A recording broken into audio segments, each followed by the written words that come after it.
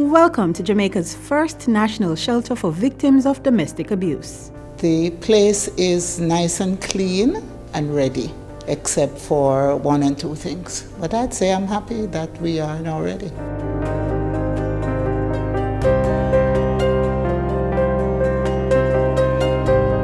Thursday, October 15, 2020, is a day of achievement for the Ministry of Gender Affairs and hope for women and children who need a space to escape abuse and start anew. We can take in, I would call them clients, and take care of a family. We actually have most of the rooms ready. There are just 2 unfurnished rooms. The other rooms that are ready can take additional furniture because we want to make the facility as comfortable as possible. So we can do with television sets and bunk beds and desk, toys for the kids and so on. The location of the state-run shelter cannot be revealed for security purposes, but it houses spacious studio and 1-bedroom facilities.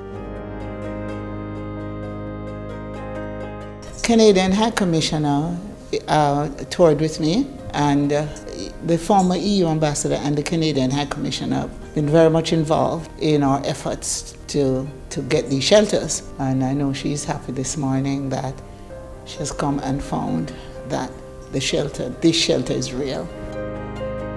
I am delighted to be here with Minister Grange today at the first of several nationally funded women's shelters. We all recognize, Canada in particular, the importance of having safe spaces for women and their families.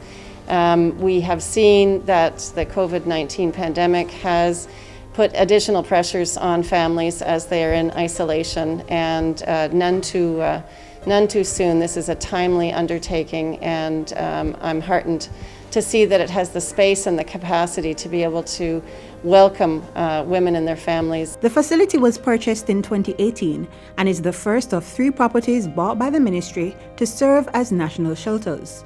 According to a 2019 report by the United Nations, Jamaica has the 2nd highest rate of femicides in the world.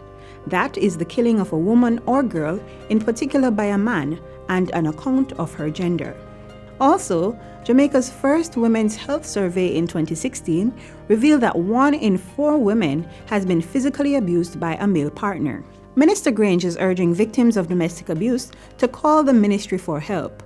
The Ministry of Culture, Gender, Entertainment and Sport can be contacted at 876-978-7654.